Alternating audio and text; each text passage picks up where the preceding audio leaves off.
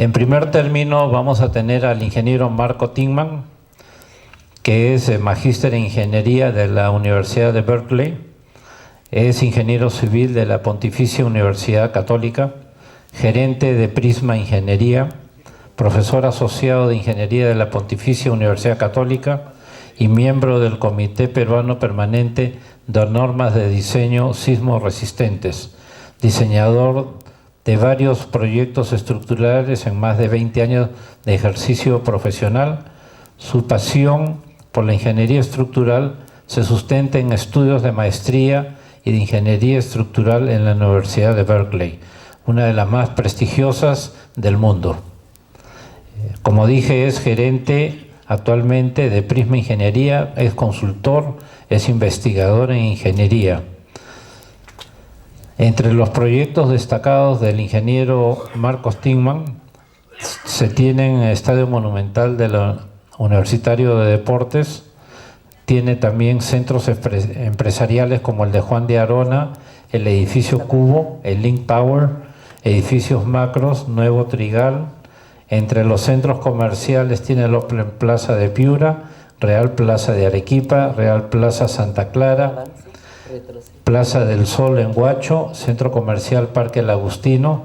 Entre los varios hoteles, los Delfines, la Casa Andina de Trujillo, el Hotel de 5 Estrellas en Trujillo. Iglesias tiene la Eclexia, Santa en Surco, el Cementerio Mafra de Huachipa.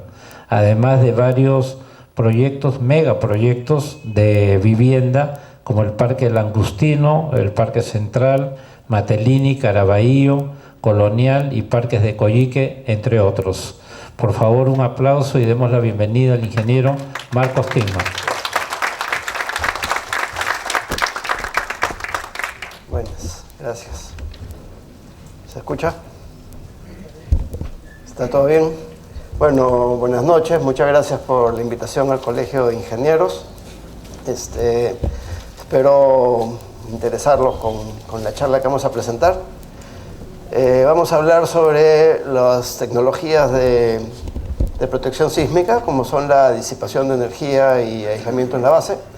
Y lo que queremos darle énfasis en esta conferencia es la necesidad de hacer un proyecto de ingeniería de valor, es decir, utilizar las técnicas de ingeniería de valor para hacer proyectos de protección sísmica, porque hay como una creencia o una percepción de que hay una marca o un sistema de disipador de energía y un sistema de aislamiento sísmico y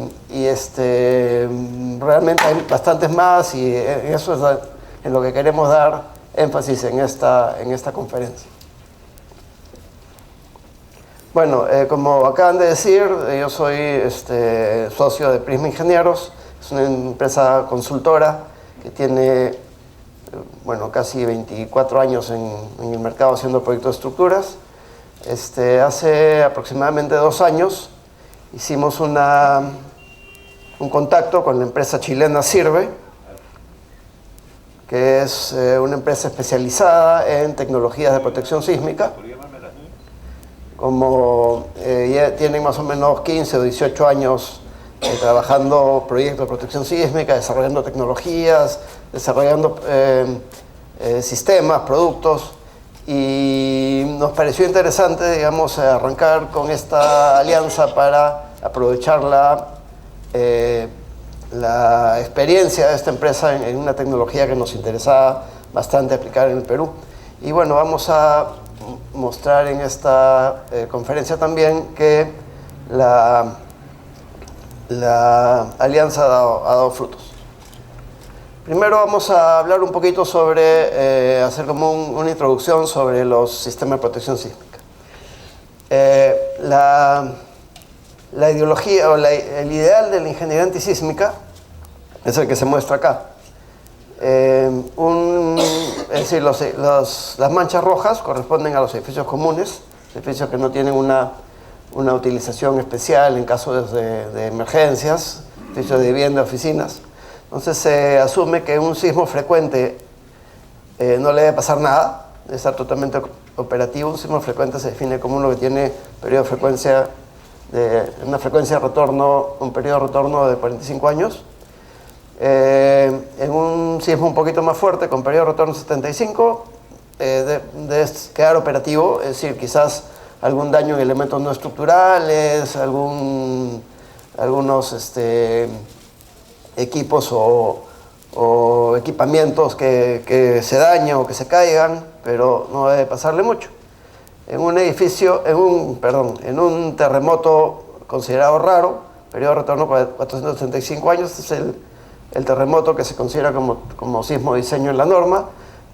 Se acepta un colapso y no colapsar, porque las normas es que se proteja la vida. Cuando hablamos de un edificio esencial, un edificio que sería bueno, digamos, sería lo adecuado, que siga trabajando después de un sismo fuerte, entonces los requerimientos aumentan. En el ocasional no le debe pasar nada, en el raro debe seguir operativo, porque luego de un sismo necesitamos hospitales para atender a la población, y en el muy raro, bueno, puede tener bastante daño. Y los llamados edificios de seguridad crítica, que son los edificios que pueden generar un gran problema si sufren daños mayores, y que son muy necesarios, digamos, para atender emergencias, se aumenta todavía un poco más los requerimientos, ¿no? Inclusive en el sismo muy raro debe mantenerse operativo. Entonces, eso es el ideal. ¿Y cómo se logra? Se supone que aplicando la norma, ¿no? Pero la norma solamente define un cortante basal, ¿no? Este cortante basal está afectado por un valor U.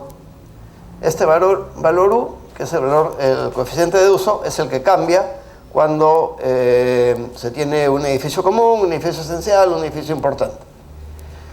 Entonces, digamos, ¿para qué sirve este valor U? Para darle más resistencia al edificio y, por lo tanto, hacer que el edificio entre en rango inelástico más tarde, porque el edificio resiste más, y además reducir un poco la incertidumbre en el comportamiento. Pero este valor U basta para cumplir el ideal que mostramos adelante, es decir, subiéndole la carga sísmica 1.5, aseguramos que un edificio de hospital se mantenga operativo, realmente se mantenga operativo. La respuesta es que creemos que no, ¿no? Y eso lo hemos inclusive conversado en las reuniones de la norma sísmica, es decir, sí, así dice la norma, tiene que seguir operativo luego de un sismo fuerte, porque tiene que atender a la población herida. Claro, pero ¿qué? Aumentando la resistencia 1.5 va a mantenerse operativo. Haciendo un búnker, digamos, aumentando la resistencia 5 veces va a mantenerse operativo. Vamos a lograr un edificio muy resistente, que no se dañen las placas, que no se dañen las columnas, pero las aceleraciones van a ser muy grandes y todos los equipos van a dañarse, a caerse. Entonces, probablemente esto que dice la norma no sea pues la solución. Y eso es lo que nos preguntamos acá. ¿Basta conseguir la norma para asegurar los ideales de la ingeniería antisísmica? El factor de uso, al final de cuentas, es la única diferencia entre la determinación de la demanda sísmica para cada categoría del edificio. Y es difícil lograr el desempeño deseado solamente aumentando U. Mantener operatividad requiere una estructura elástica y el resguardo de los elementos no estructurales y los equipos, es decir, también reducir desplazamientos y aceleraciones. Entonces, se han desarrollado en estos últimos años, hace quizás 20 años era una utopía para el Perú, pero en los últimos años los precios se han ido bajando y realmente los sistemas pasivos de protección sísmica, que son la disipación de energía y el aislamiento sísmico, han alcanzado costos o valores bastante competitivos y se han convertido en la alternativa para, con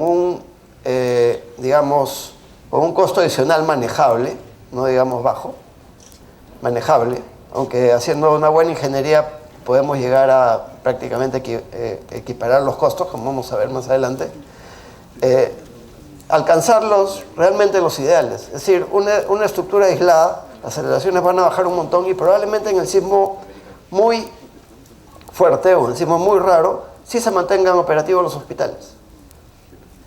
Entonces, ahora creo que es la alternativa. Hay que atacar los ideales el ideal de la ingeniería antisísmica mediante la utilización de sistemas modernos de protección sísmica. Entonces vamos a hacer un pequeño recuento muy rápido, porque la mayoría ya ha visto estos temas, de qué es la disipación y qué es el aislamiento. En la disipación de energía se coloca en la estructura un dispositivo que se llama dispositivo disipador, que tiene como única función que cuando viene el sismo, parte de la energía se disipa por él, en lugar de disiparse mediante falla de los elementos estructurales. Si no viene un sismo, este disipador no tiene ninguna función, no hace nada. Cuando viene el sismo, en vez de generarse daño para disipar la energía de un sismo muy alta, un sismo grande, parte de la energía se disipa por este dispositivo. ¿Qué se logra? Se logra, entre otras cosas, reducir la demanda que le llega al edificio y también reducir la deformación del edificio. Y se sabe que cuando se reduce la deformación, se reduce el daño.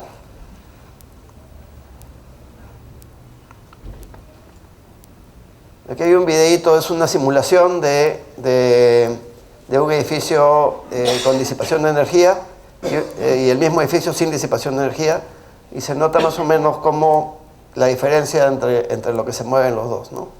Esta es una simulación de la Torre Titanium, que es un edificio de 52 pisos en Chile, uno de los más altos que tienen sistemas de disipación de energía, ¿no? Se nota que el desplazamiento del edificio que no tiene protección es bastante más alto que el que tiene protección.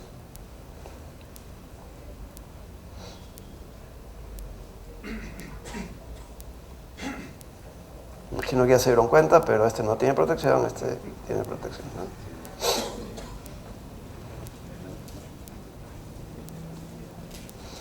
En este caso, el sistema de protección sísmica fue desarrollado por la empresa Sirve, y es una tecnología, es un sistema histerético, es decir, metálico, donde la disipación de energía se logra por deformación de los metales. Uy, ya. De nuevo ¿no? Es decir, eso es lo que le decía. Y este es el sistema que se utilizó. Son planchas en U o en C de metal. Esta plancha de acá está unida piso y medio más arriba. Esta plancha de acá está unida piso y medio más abajo. Entonces, cuando hay un terremoto, hay un desplazamiento relativo de 3 niveles que se absorbe completamente en esta parte donde estas U se deforman. Este edificio está totalmente construido en el terremoto del 2010. No estaba implementado todavía, estaba totalmente construido. Y no tuvo ningún daño, y inclusive los disipadores funcionaron bastante, pero a pesar de que tuvieron algo de deformación, no fue necesario retirarlos y reemplazarlos. Esto lo vamos a ver más adelante con más detalle cuando veamos la parte de ingeniería de valor. Hay varios tipos de disipadores.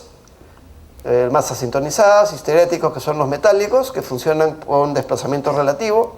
Los de fluido viscoso, que son estos de acá, que son como un amortiguador de carros, que funcionan con velocidad relativa entre los dos lados del disipador.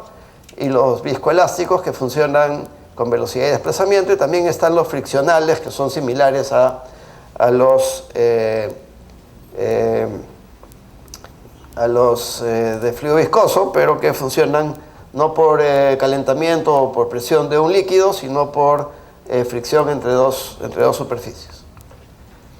Los amortiguadores de masa sintonizada es un sistema bastante interesante, es decir, realmente es el menos eficiente de los que hemos mostrado, las reducciones están alrededor de 20% en desplazamientos. También, bueno, se duda en algunos casos de la capacidad de sintonizarlas perfectamente, porque las propiedades de un edificio cambian bastante durante un terremoto. Pero, bueno, han dado en algunos terremotos bastante buen resultado. Consiste en ubicar dos grandes masas en el techo del edificio, y estas masas se mueven en sentido contrario del edificio y reducen un poquito los desplazamientos. Inclusive se ha usado en edificios muy grandes como el Taipei 101 para reducir las vibraciones ambientales del edificio, que por ser un edificio tan alto, las vibraciones ambientales, si bien no le iban a causar ningún daño a la estructura, generaban molestia podrían generar molestia en los habitantes del edificio.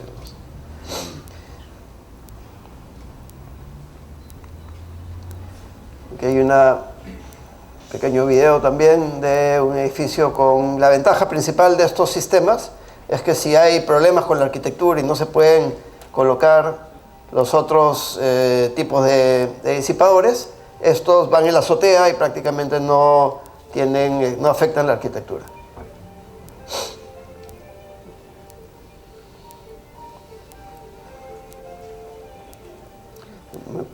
Me pueden avisar cómo voy de tiempo, ¿no?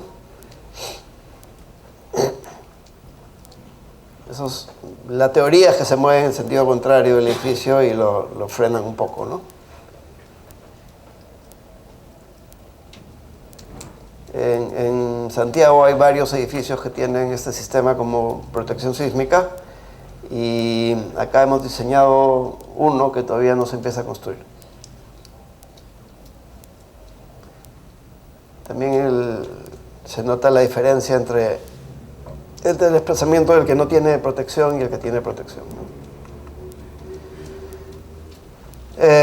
Los histeréticos, que son los metálicos, más adelante vamos a hablar de sus propiedades. La cuestión, como les dije antes, es decir, la disipación de energía se logra por deformación del metal. Los de fricción, que también tienen que colocarse en diagonales. Cuando hay desplazamiento relativo, dos planchas se mueven relativamente entre sí, y son superficies que tienen fricción alta, entonces al moverse generan calor y ahí hay la disipación de energía.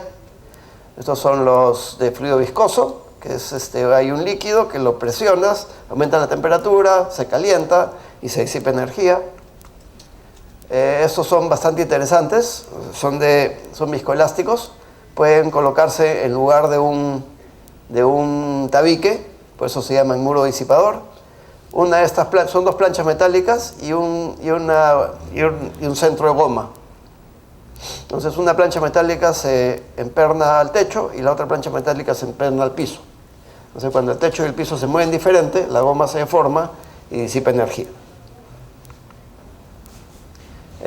Lo que se logra con los disipadores es reducir el desplazamiento y reducir también la demanda, ¿no? Como se muestra acá, es decir, cuando este es el espectro, digamos, de un edificio sin disipación que tiene un amortiguamiento del 5%, cuando se le coloca disipación, el amortiguamiento puede subir hasta 25-30%, y eso hace que baje la fuerza que le entra al edificio. Un detalle que quería tocar, que es interesante, es que realmente, tanto en un edificio sin disipación, que es el naranja, como un edificio con disipación, realmente deberíamos diseñar con la misma carga, ¿no? La carga de diseño, el cortante basal de diseño debería ser el mismo. Lo que estamos haciendo es reducir, darle la redundancia, reducir la reducción. Es decir, el R, digamos, para un edificio dual sería 7, y llegamos a esta carga cuando la demanda efectiva es menor. Usamos un R de 4, llegamos a la misma carga, pero estamos teniendo un edificio más seguro porque estamos reduciendo menos la carga estimada que le va a entrar al edificio, ¿no? Entonces, esa es una de las cosas que hay que tener en cuenta en un proyecto de disipación. Si bien se reduce la demanda, se diseña para la misma carga. Es decir, probablemente la estructura no se pueda bajar, no se pueda reducir, y el costo de los disipadores sí sea un costo completamente adicional al costo del edificio, ¿no? No es así para aisladores, como vamos a ver más adelante. Aislamiento en la base.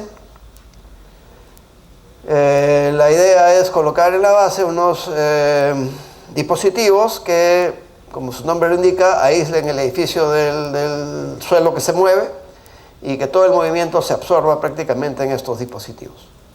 Es decir, el suelo se mueve y la estructura prácticamente se queda quieta. Son tremendamente efectivos.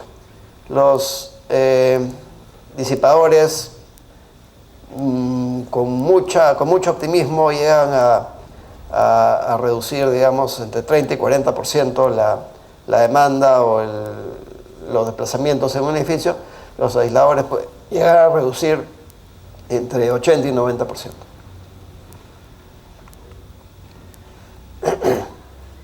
El videito correspondiente.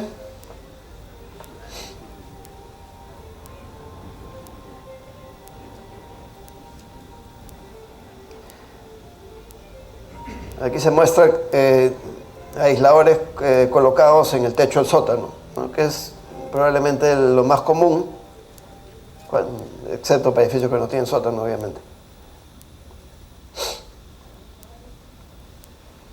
¿Se paró?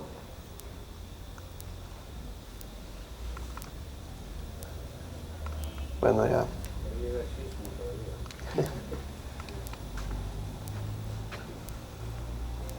Vamos a ver si ahora sí se mueve.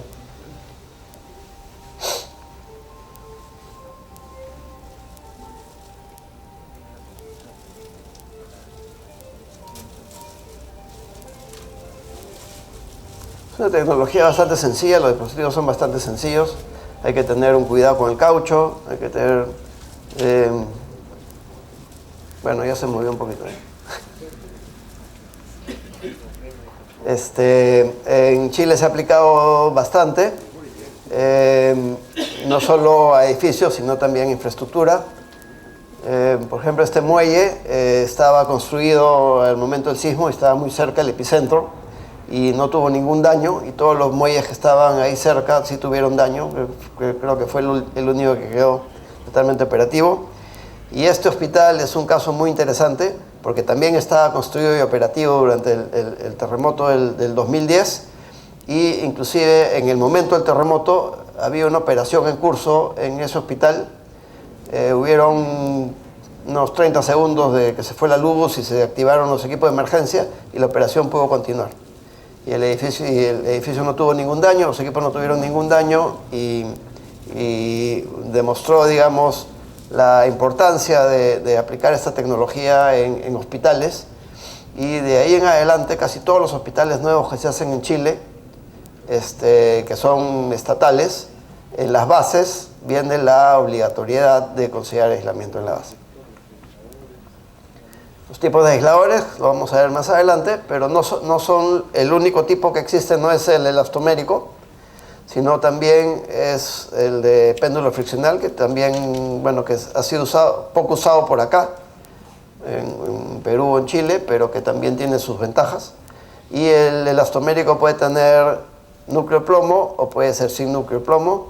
Y además están los deslizadores friccionales, que sí tienen mucha utilidad, vamos a ver más adelante.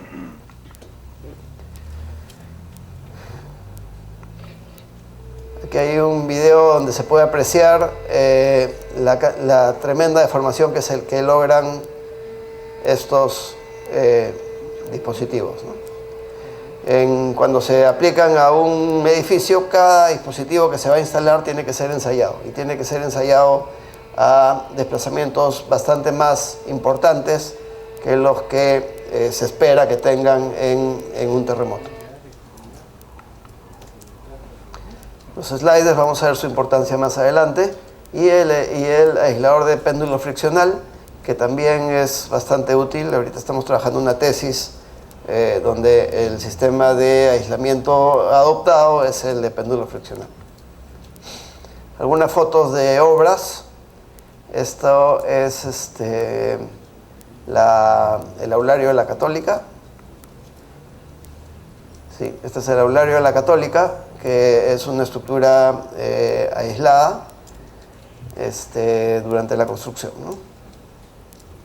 Al final el sistema constructivo tampoco es demasiado complicado, es decir, se dejan los dados con digamos, los pernos, no los pernos, sino las hembras, digamos, del perno empotradas, ¿no? Para eso se utilizan unas guías que entregan las mismas empresas que venden los dispositivos, y es bastante sencillo y tampoco ocupa mayor tiempo, ¿no? Algunas fotos más. Este es un edificio interesante en Santiago, Chile, que es la Escuela de Ingeniería de la Pontificia, allá no es Pontificia, creo, de la Universidad Católica, la Escuela de Ingeniería de la Católica de Santiago, de Chile.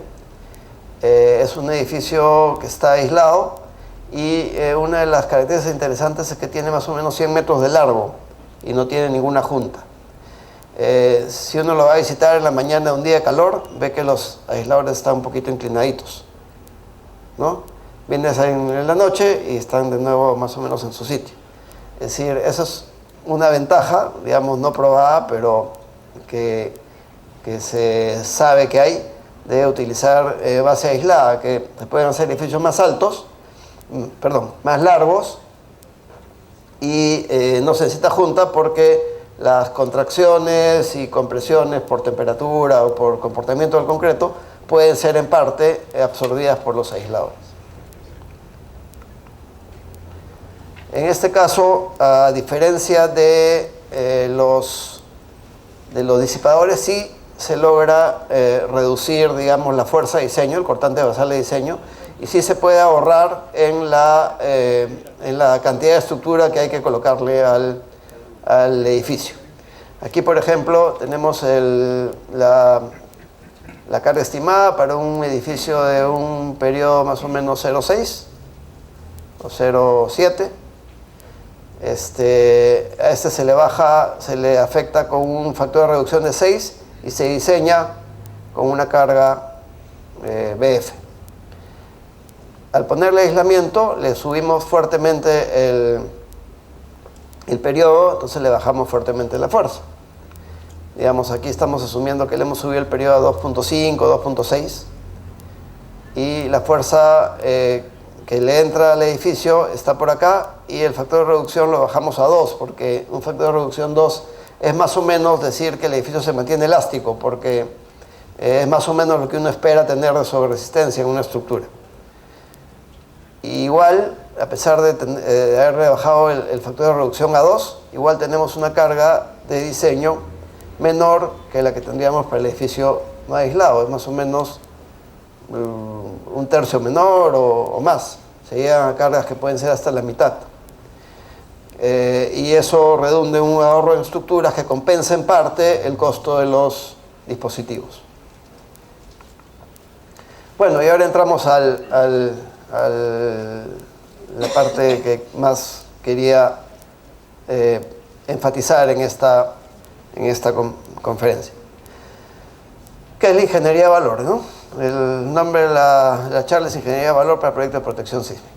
Es el proceso en el que se analizan alternativas para maximizar los recursos y disminuir los costos, manteniendo la funcionalidad y las expectativas del cliente, que a veces son las que mandan.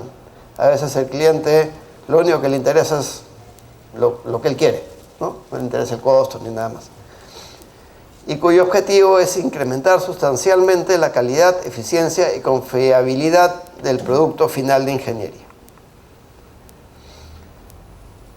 Esto se aplica como la necesidad de analizar, antes de decidir la solución que se va a tomar y antes de entrar al diseño propiamente dicho, hacer un estudio de alternativas. Y, ¿cómo se llama? Calificar o darle puntaje a las alternativas o decidir por las alternativas de acuerdo a aspectos técnicos, aspectos económicos, restricciones arquitectónicas que muchas veces mandan, y requerimientos del cliente, que pueden ser: yo quiero este dispositivo y no el otro. La primera decisión que hay que tomar en digamos, análisis de ingeniería de valor, es si vamos a aplicar, bueno, si vamos a aplicar aislamiento o disipación o no vamos a aplicar nada, ¿no? Pero bueno, aquí supone que ya decidimos que queremos hacer darle algo de protección al edificio, entonces tenemos que decidir entre aislamiento y disipación. Aquí hay una comparación. El aislamiento, como ya les dije, puede generar hasta 90% de reducción, mientras que la disipación, 40% es bastante, es un gran logro, es bastante. El aislamiento no es invasivo en la arquitectura, excepto en el nivel de aislamiento. Esto es un poco falso, porque realmente sí es invasivo, porque las juntas con los vecinos crecen, entonces el edificio tiene que achicar, las rampas hay que cambiarlas, los ascensores hay que adaptarlos, las escaleras también, pero desde el nivel de arriba del aislamiento, es decir, sobre el aislamiento hacia arriba, la arquitectura no se afecta. Inclusive se puede mejorar porque se pueden reducir placas, etc. Los disipadores, en muchos casos, hay necesidad de colocar diagonales, porque los disipadores funcionan cuando hay movimiento relativo, desplazamiento relativo, velocidad relativa entre los dos extremos, entonces hay que hacerlo funcionar unidos a dos pisos, a dos niveles, entonces se necesitan diagonales, y estas a veces afectan la arquitectura, porque a veces se pueden colocar pues, dentro de un tabique, ¿no? Pero normalmente van en fachada y tienen que ser considerados elementos arquitectónicos. Hay algunos, como vamos a ver más adelante, hay algunos tipos de disipadores que no afectan la arquitectura, ¿no? Una ventaja del aislamiento es que se puede reducir la estructura y el detallado, es decir, se puede hacer un detallado, como el edificio ya no va a requerir tanta utilidad, se puede hacer un detallado más simple. Esto se puede reducir porque hay una gran reducción de demanda sísmica, mientras que para los disipadores no se reduce la estructura, por lo que dije, ¿no? Para lograr realmente tener un edificio con mayor seguridad, porque si le ponemos los disipadores y reducimos la estructura, y para tener el mismo R, entonces vamos a tener, es decir, el mismo factor de reducción, entonces vamos a tener la misma seguridad. Esto es lo que normalmente decide, ¿no? Hay edificios para los que no se puede considerar un sistema de aislamiento en la base, porque tienen unas características, son muy esbeltos o tienen algunas características que lo hacen imposible, o son muy flexibles, entonces no se logra reducir mucho las demandas, mientras que exactamente para estos edificios donde no es recomendado el aislamiento, es donde es más recomendado la disipación. Este es un problema que a veces hace que el aislamiento no se pueda utilizar, porque las juntas de separación con los vecinos, y especialmente acá en Lima, que los edificios están pegaditos unos a otros, entonces cuando exigimos que se aumente la junta, entonces no puedo porque estoy perdiendo 30 metros cuadrados de... ¿Qué 30? 10 metros cuadrados, y eso es mucho, de área vendible, ¿no? Entonces ya no va el aislamiento. Más bien con disipación quizás se puedan reducir las juntas, porque hay una reducción en los desplazamientos. Y la parte más complicada quizás es resolver todos los detalles de los elementos que atraviesan la interfaz, elementos arquitectónicos, elementos estructurales y elementos de instalaciones, ¿no? Y aquí lo que hay que resolver son los anclajes de la estructura metálica, esta que va a transferir los desplazamientos relativos de dos niveles a los disipadores, a la estructura del edificio. Entonces creo que hay una base ahí como para elegir la mejor tecnología para cada tipo de edificio. Entonces hablemos ahora de que ya se ha decidido utilizar aislamiento en la base, hablemos de ingeniería de valor para proyectos con aislamiento en la base. Para empezar, hablamos que habían varios tipos, ¿no? los elastoméricos, los FPS, que son los de péndulo friccional, y se pueden combinar con los deslizadores. Obviamente los deslizadores no se pueden usar solos porque vendría el sismo y el edificio se quedaría a un costado, no regresaría, porque el deslizador no tiene la capacidad de regresar al edificio, no tiene fuerzas restitutivas. Entonces, digamos que queremos decidir qué aislador vamos a utilizar. Están los elastoméricos y los de péndulo friccional. Entonces, los de péndulo friccional tienen algunas ventajas para ciertos proyectos. Una de sus principales ventajas es que su rigidez no depende de su carga axial, solamente depende de la geometría, ¿no? Depende del radio curvatura de la base y de la geometría del sistema, porque hay péndulo simple, hay péndulo doble, hay péndulo hasta triple. Mientras que los elastoméricos, sí, su rigidez depende de la carga que les llegue, ¿no? De la carga axial que les esté llegando. Por esta característica, los FPS son bastante adecuados para edificios con asimetría de cargas, ¿no? Porque un edificio, digamos, que tiene una parte de 5 pisos y en otra parte de 2 pisos, en un elastomérico podría generar que estos dispositivos de acá tengan más rigidez y se muevan menos. Eso no pasaría si utilizamos FPS. Y también es bueno para estructuras con masa variable, nuevamente porque el peso no determina, digamos, su rigidez. Y quizás la ventaja más importante es que es un poco más económico, pero eso está por verse también, ¿no? Es decir, realmente no se ha usado mucho acá. Lo que es más barato tendría que demostrarse. Pero los elastoméricos son realmente muy buenos. Son una gran solución, son los de uso más general, tienen múltiples ventajas y son muy usados en muchos países de alta sismicidad como Estados Unidos, Perú y Chile. Acá en Perú y en Chile, que yo sepa, por lo menos no, bueno, aquí en Perú, en Chile no estoy tan seguro, que yo sepa no hay soluciones con péndulos friccionales hasta ahora. Bueno, entonces digamos, ya tenemos una base para elegir entre péndulo friccional y elastoméricos. Ahora los elastoméricos pueden ser con núcleo de plomo o sin núcleo de plomo. El núcleo de plomo aumenta la rigidez y el amortiguamiento. El aumento del amortiguamiento reduce la demanda sísmica. Cuando se necesita controlar torsión en el sistema de aislamiento por excentricidad o por falta de rigidez torsional, se pueden colocar aisladores con núcleo de plomo en una parte para que centre un poquito el giro, la torsión. ¿Ya? No siempre es adecuado el aumento de rigidez, ¿no? Porque, bueno, es claro que demora más en activarse y demora más en regresar, ¿no? Además, si aumenta la rigidez, las reducciones son menores, ¿no? Es decir, aumentar la rigidez significa que está más unido al piso que se mueve, ¿no? Además, ponerle un núcleo de plomo es un aumento de costo. Obviamente va a costar más uno con núcleo de plomo que sin núcleo de plomo. Por lo tanto, nuestra idea o nuestra recomendación no es algo, digamos, que sea así de por sí, es que su uso debería limitarse a casos estrictamente necesarios. Que la mayoría de los proyectos se pueden solucionar con aisladores sin núcleo de plomo y solo cuando sea necesario usar núcleo de plomo.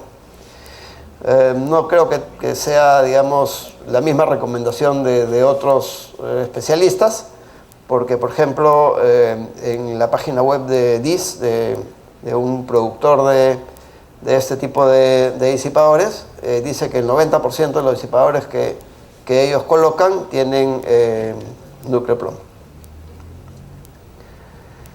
Esto es bastante interesante, la combinación de los aisladores con los deslizadores. Y como ya les dije, no se puede utilizar solo deslizadores porque se requiere la fuerza restitutiva que aportan los aisladores. Si todo fuera aislado con deslizadores, se mueve el suelo y el edificio se queda a un costado, no regresa. Lo bueno de utilizar una combinación es que los deslizadores aumentan notablemente el amortiguamiento, pero sin incrementar la rigidez, a diferencia de los núcleos de plomo. Con una buena combinación se logra reducir significativamente el movimiento del edificio y por tanto la junta de separación. Y también la demanda. Lo que sí hay que hacer es controlar la cantidad de deslizadores. No pueden ser demasiados deslizadores porque bueno, hay que controlar la cantidad de fuerza restitutiva y hay que controlar también que para que se activen los deslizadores tiene que haber una fuerza mínima para vencer la fricción inicial, ¿no? Entonces todo eso se tiene que controlar. En edificios de poca altura, en donde se necesita flexibilizar considerablemente el sistema de aislamiento, la inclusión de deslizadores es muy beneficiosa, tanto porque no aportan rigidez como por el hecho que incrementan notablemente el amortiguamiento. Y además cuestan la mitad que los aisladores. Entonces, si tú cambias 20 aisladores por 20 deslizadores, estás ahorrando dinero.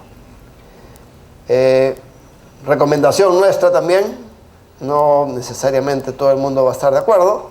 Pensamos que un buen proyecto de aislamiento debe considerar una combinación de aisladores y deslizadores por ser más eficiente y económica.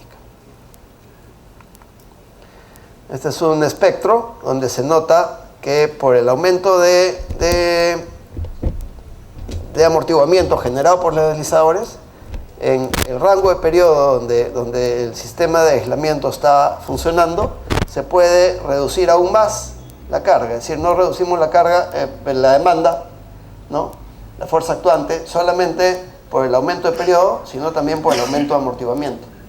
Y esto se logra adicionalmente con la inclusión de más deslizadores. Otra cosa importante es que las especificaciones deben, es decir, se necesita competir, se necesita competencia. Cuando uno va a hacer un edificio tiene que poder elegir, ¿no? Tiene que poder elegir el dispositivo que más le interesa o que más le sirve o que más le gusta, pero tiene que poder elegir. Entonces, si el proyecto de estructuras viene con especificaciones que solo se aplican a un tipo a una marca de disipadores, bueno, se está impidiendo la competencia y no se está haciendo un buen proyecto, según, nuevamente, nuestra opinión. Entonces, aquí lo que quería mostrar nomás es que los que se han usado en Perú son DIS, Dynamic Isolation Systems, que son americanos, y Bulco, que son fabricados por la empresa Weir Minerals, que es una transnacional inglesa y que se fabrican en Chile. No son los que más se han usado acá, pero hay 10 empresas más que producen, o más, que producen aisladores y que en algún momento van a entrar a competir. Y hay un proyecto, por lo menos que yo sé, que las especificaciones no calzaban a lo que Bulco podía producir y solo calzaban a lo que DIS podría producir, ¿no? Lo cual quizás era la única forma de resolver ese edificio, no lo sé, pero probablemente no sea lo mejor, ¿no? Otra cosa que hay que considerar si uno está haciendo una buena ingeniería es identificar los métodos de análisis y diseño adecuados para proyectos con aislamiento sísmico. A eso se requiere estimación correcta de los desplazamientos y fuerzas, análisis no lineal tiempo-historia, que de todas maneras tiene que hacerse para diseñar los dispositivos más que nada, y el modelamiento correcto de las estructuras aisladas. Aquí el modelamiento de los aisladores, que los programas modernos de análisis estructural tienen opciones, ¿no? Links para análisis no lineal. Y esto es bien importante, considerar las excentricidades. Es una carga muy importante que uno no se puede olvidar cuando ocurre el sismo. Entonces hay un desplazamiento relativo entre la parte superior y la parte inferior del aislador. La parte superior arranca una columna y la parte inferior arranca otra. Entonces hay un P delta, un momento P delta muy grande, es bastante grande para un edificio regularmente alto y que tiene que ser considerado, que tiene que ser bien modelado y que tiene que ser resuelto mediante vigas que se colocan en la interfaz de aislamiento, y es, digamos, la parte más compleja del diseño de estos, que realmente no es muy complejo.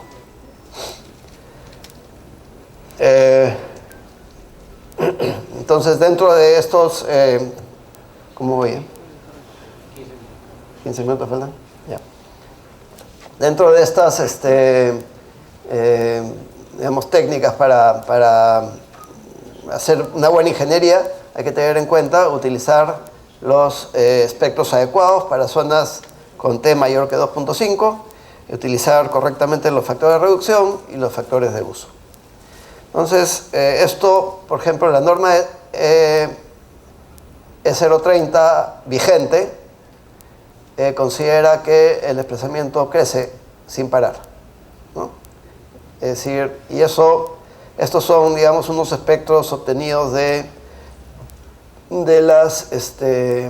señales peruanas, decimos peruanos, y se nota que este comportamiento no es así, que hay un momento en que se puede idealizar como que el desplazamiento se va a mantener constante.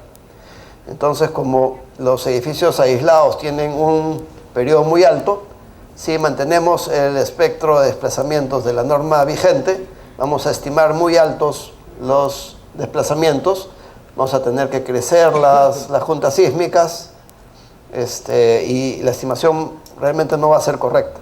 Esto ya se ha corregido en la nueva norma, que todavía no está promulgada, y el espectro de desplazamiento de la nueva norma, para suelo bueno, a partir de 2.5 segundos, considera que el desplazamiento no crece más. Además, hay que, si bien lo que dice la norma ahora es que el diseño de los sistemas de protección sísmica debe hacerse, como no tenemos una norma específica, que recién se está redactando, tiene que hacerse utilizando la norma americana, el ASCE 7, pero con la sismicidad local. Entonces, en las normas americanas, esta zona plana recién empieza para T igual a 8 segundos. Entonces, no se puede aplicar a ojos cerrados, digamos, lo que se indica en normas extranjeras. Porque acá se observa otra cosa. Inclusive en la norma chilena, también la zona plana empieza para periodos a partir de 2.5 segundos. Para edificios aislados, los factores de reducción tienen que bajarse porque tenemos tan buen desempeño, es decir, tanta reducción de la demanda, que no nos va a costar mucho hacer un edificio elástico. Entonces, reducimos el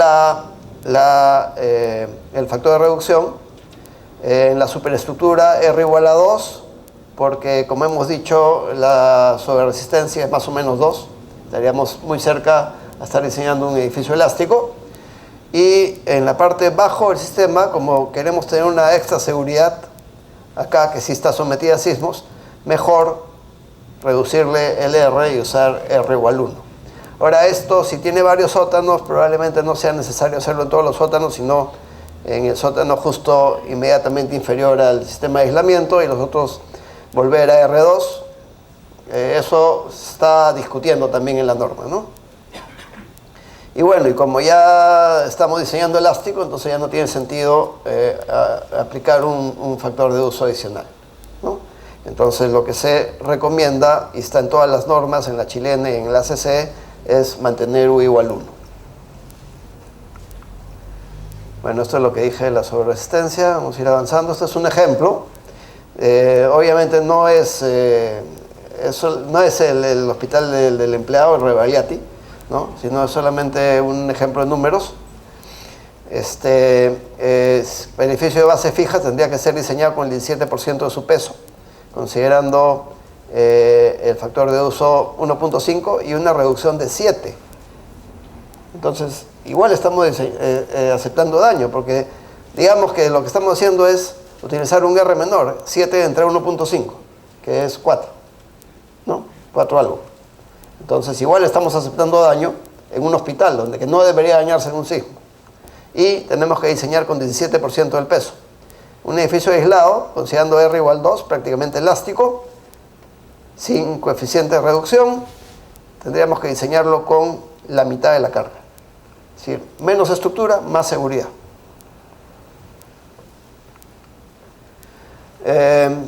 Este es un ejemplo de optimización para un proyecto que, digamos, ya estaba diseñado cuando lo vimos nosotros. Se trata de un edificio de 3 pisos, ubicado en una zona con suelo tipo S3. El proyecto tiene 63 columnas que hay que aislar, por lo tanto necesita 63 dispositivos. El diseño original tenía 57 aisladores y 6 deslizadores. Nosotros pensamos que se puede optimizar bastante, aumentando el número de deslizadores a 20 deslizadores y 43 aisladores. Esta solución da fuerzas restitutivas adecuadas, digamos, la rigidez que aportan los deslizadores antes de activarse está controlada. Así es una solución que funciona y que se logra reducir el desplazamiento de la interfaz de aislamiento, lo que permite reducir la junta entre edificios de 45 centímetros a 35 centímetros. Y no solo eso, sino también reducir el delta para calcular los momentos adicionales P delta. Es decir, reducir un poquito la carga en las columnas del primer nivel. Además, se logra reducir el costo de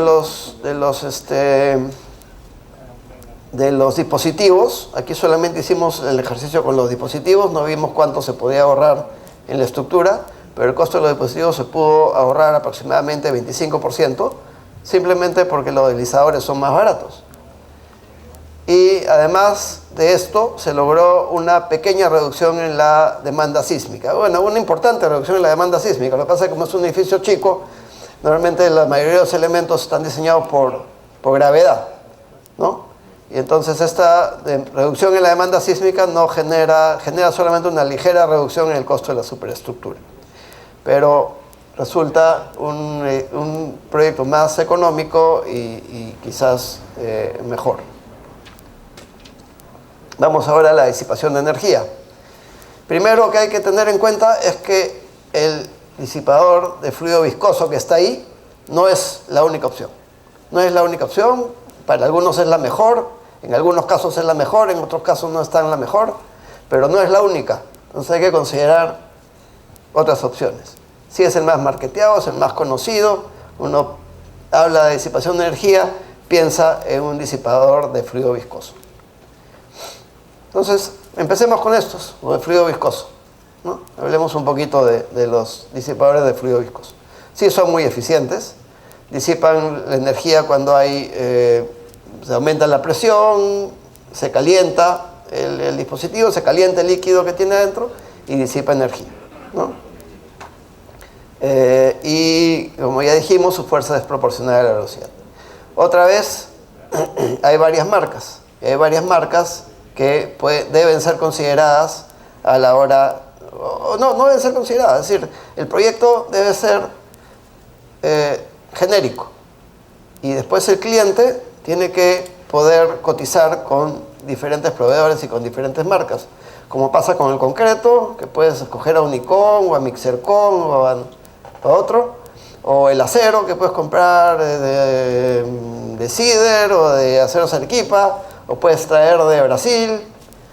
Tiene que haber la posibilidad de conseguir costos y escoger lo que al cliente le parece mejor, ¿no? Este es un ejemplo en el que está en construcción, en el que se usaron disipadores viscosos. Es el Centro Comercial Panorama. Eran de capacidad de 130 toneladas.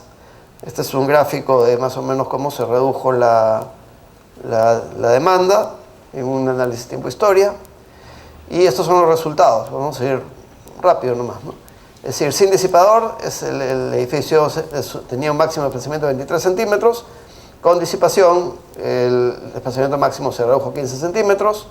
La máxima de deriva entre pisos, 4.5 por mil, bastante menor que el 7 por mil, lo que implica bastante menos daño, una reducción de 21%, y el desplazamiento máximo del techo se redujo en 22%, es decir, reducciones importantes, pero digamos en el rango inferior de lo que se puede lograr, ¿no? Pero suficientes como para que esto sea una solución o una mejora importante en el edificio. Aquí viene un primer tema. 5, ya 10 pues.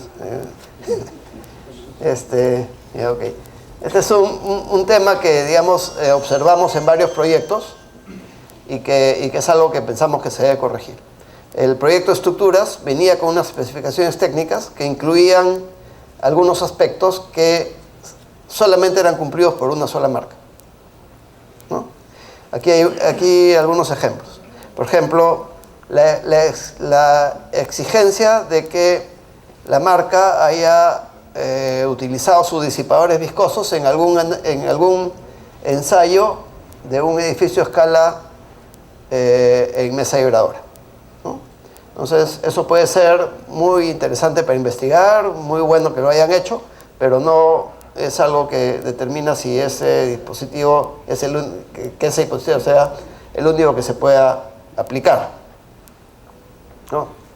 Otra que puede ser bastante interesante, a todo el mundo le gusta trabajar con gente que tiene experiencia, pero exigir como especificación técnica del proyecto estructural que la empresa proveedora tenga 10 años de experiencia nos parece que no debe ser una limitación del proyecto estructural, ¿no? Ahora, el cliente, es decir, cuando esta empresa que tiene 10 años y 10 edificios en Japón, en Chile, en Turquía, en China, quiera vender su producto, va a ir donde el cliente le va a decir, yo tengo edificios en Japón, en China, en Turquía y en Chile, ¿no? Y la mayoría han pasado sismos. Y el cliente puede decir si eso lo hace decidir o no lo hace decidir, ¿no? Por comprar ese producto. Pero no puedes decir, si no tienes un edificio en Turquía, con tu disipador, no lo puedes usar en este edificio, ¿no? Eso no debería estar en un proyecto de estructuras. Igual, exigir certificación ISO 9001, una de estas dos, es una certificación del fabricante a ver si lleva bien su contabilidad, ¿no? Algo así. No sé cuál de las dos. Pero eso tampoco debería estar. Aquí, que los sellos de presión sean fabricados para resistir 20.000 PSI, es una forma de diseñar, pero otra forma que adoptan otros, entre ellos nosotros, es diseñar el disipador, diseñar el tamaño del cilindro para evitar llegar a estos niveles ¿no? Y limitar las presiones a menos, a 10.000 PSI o a 12.000 PSI. Ay, perdón, me falta. Después, que no se puede usar en el edificio diseñado por mí, disipadores que incorporen válvulas. Bueno, la teoría es que la válvula es un elemento extraño que en un terremoto podría obturarse, podría malograrse, entonces mejor funciona un disipador sin válvula que uno con válvula. Los que tienen válvula dicen que mejor funcionan los suyos, porque pueden lograr menores alfa, pueden lograr mejor comportamiento. Entonces, cuando tú quieras vender un disipador, vas a decirle al cliente, es que el mío no tiene válvula y la válvula se puede malograr. Y otro va a decir, el mío tiene válvula, no se va a malograr porque mi válvula es perfecta y es mejor. Y el cliente va a decidir, pues no lo puedes sacar de competencia, ¿no? Y bueno, esto de la velocidad, hay normas donde indican qué tipo de ensayos hay que hacer. Y si se cumplen con los ensayos y los ensayos dan bien los resultados, entonces se supone que el disipador se puede utilizar. Otra cosa que se puede hacer y que no es buena práctica es especificar valores, por ejemplo el alfa, que algunas marcas no puedan cumplir. Entonces, si bien es cierto que para alfas menores, más cercanos a cero, el gráfico tiende más a ser rectangular y por lo tanto la energía disipada es mayor, ¿no? Cuando alfa es igual a 1, el gráfico es una elipse y por lo tanto la energía disipada es menor. Entonces, podría ser verdad que con menor alfa estás disipando mayor energía y que pueda tener algunas ventajas, pero si uno especifica un alfa menor que 0,3, por ejemplo, sacas de carrera Taylor, porque Taylor solamente fabrica disipadores con alfa 0,3 o mayor. Entonces, a menos que sea estrictamente necesario y que el edificio no pueda funcionar con un alfa mayor que 0,15, es algo que debería evitarse, ¿no? ¿Qué hice? Creo que lo apagué. Ya, entonces, eso sobre los 5 minutos más se acabó. Y ahora hablemos un ratito sobre los histeréticos. Los histeréticos son los metálicos que disipan energía por deformación del metal, ¿no? Aquí hay dos ejemplos de edificios con disipación de energía histerética. Este es en Perú, es el edificio de Barlovento que está en construcción, y esta es la torre Titanium que ya mostramos. En el edificio de Barlovento, por ejemplo, se utilizaron disipadores metálicos de dintel que van en un dintel de viga, y se utilizaron 78, de los pisos 2 a 21, 30 toneladas, de los pisos 22 a 30, de 50 toneladas. Las reducciones logradas, 38% de energía disipada, súper bueno.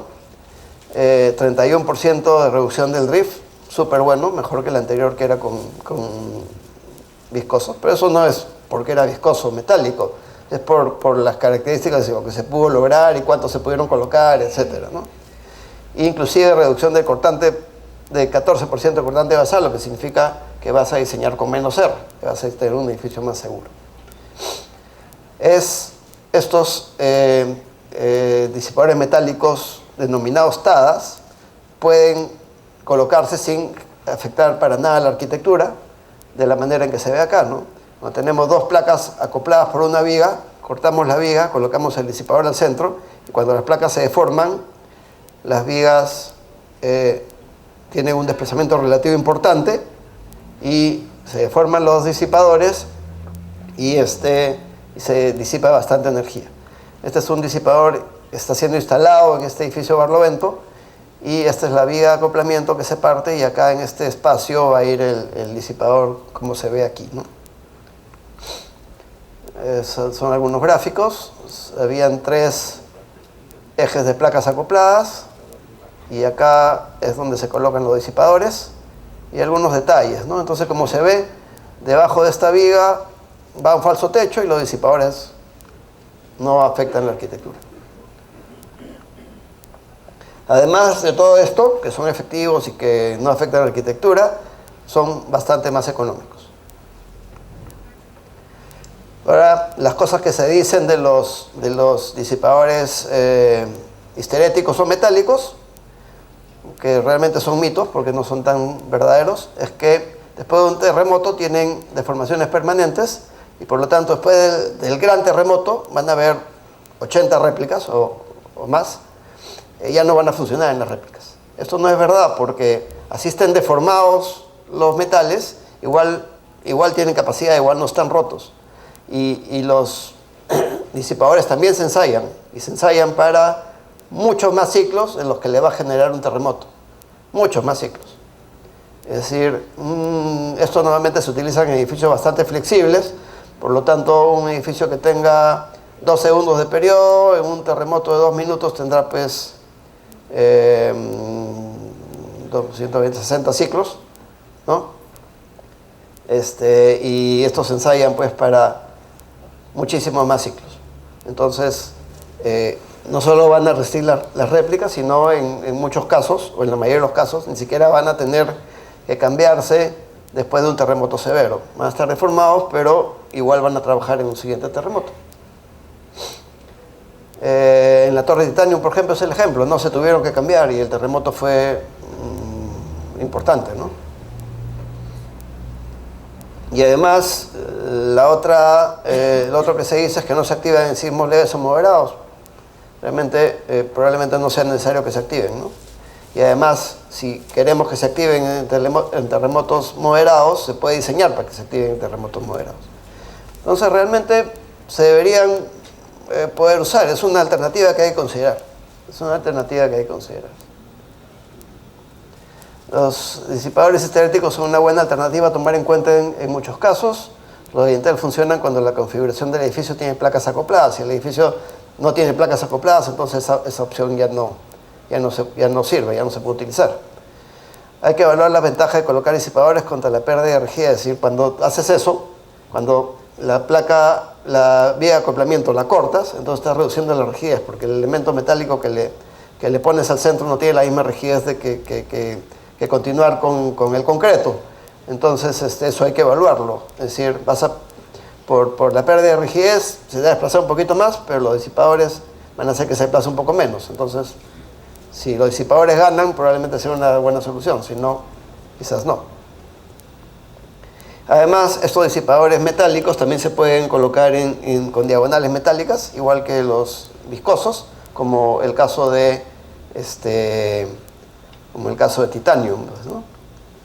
Los viscoelásticos, no me voy a quedar mucho rato en esto, pero como les digo, son dos planchas metálicas que se desplazan una respecto a la otra, están unidas por una goma, por un caucho, y al deformarse el caucho se libera energía.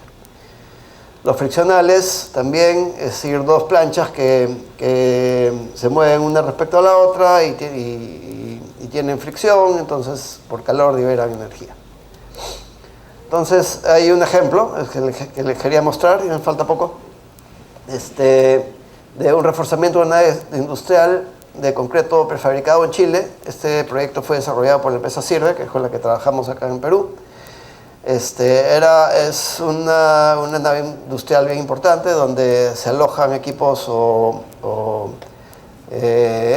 realmente este proyecto ya se está haciendo, así que se puede comentar. Es el centro de distribución principal de Sodimac en Chile. Entonces, lo que querían darle una protección sísmica especial. Hubo un proyecto anterior a que era un reforzamiento convencional, poniéndole más arreostres, aumentando la sección de los elementos, etcétera, que costaba mucha plata y era un poco invasivo en la arquitectura y afectaba un poco la funcionalidad del galpón o de la nave. Entonces Sirve presentó otra alternativa, que es con la utilización de elementos de disipación de energía.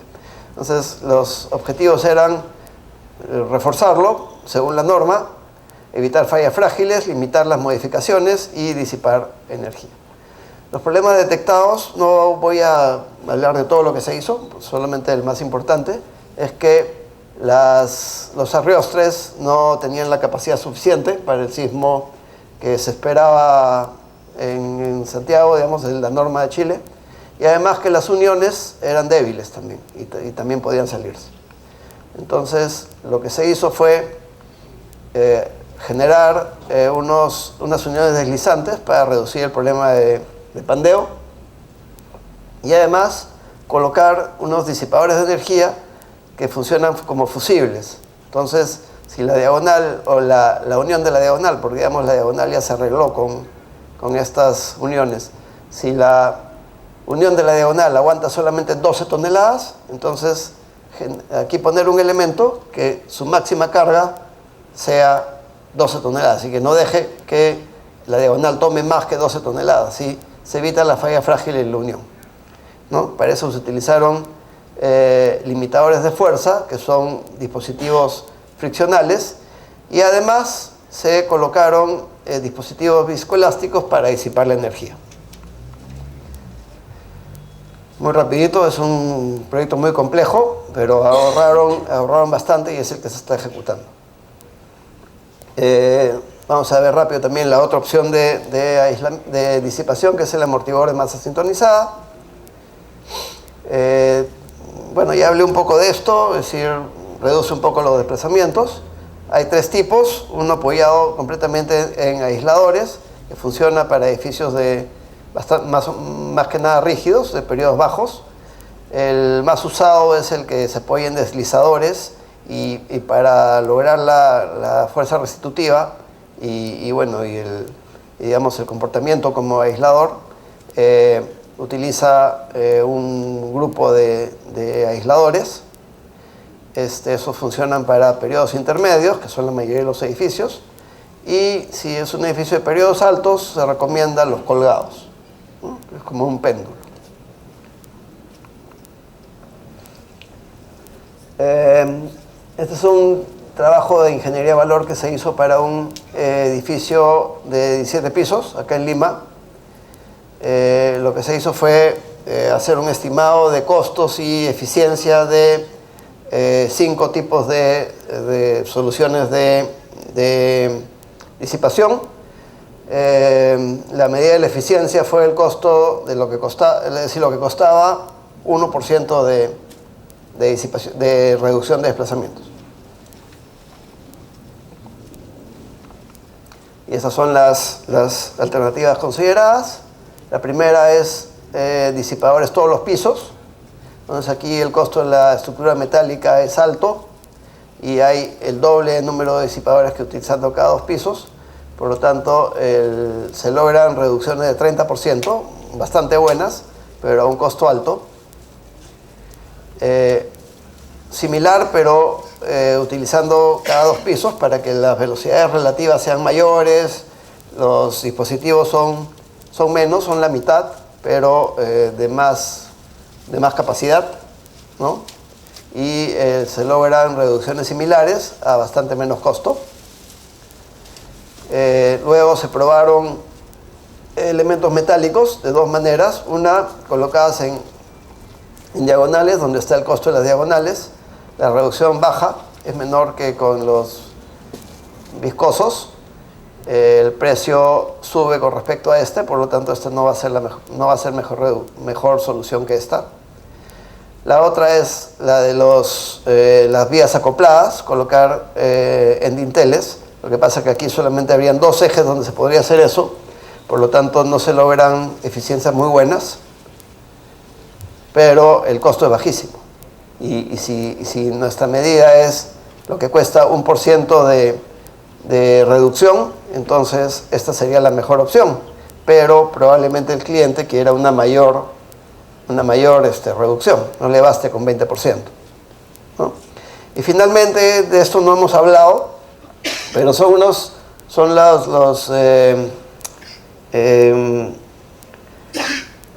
backlink restraint braces, es decir, son los arriostres que no se pueden pandear. Son arriostres que están rodeados por un tubo relleno de concreto y el fierro se puede mover libremente dentro del concreto, ¿no? Entonces eso evita el pandeo. Eso es una solución bastante buena, también se analizó para esto. Nos dio un poquito más alto. Y estas soluciones son muy buenas para reemplazar los arriostres en estructuras metálicas, por ejemplo. Bueno, con eso acabo y solamente para mostrarles un poco de lo que se ha hecho con protección sísmica en Perú, ¿no? La lista de los proyectos y modestia aparte, en la mayoría ha participado Prisma Sirve, pero bueno, estamos tratando de mostrar todos. Y bueno, y no están todos, ¿no? Ahora hay uno bastante importante que es la universidad que está construyéndose en Barranco, la UTEC, que también tiene base aislada. Bueno, muchas gracias.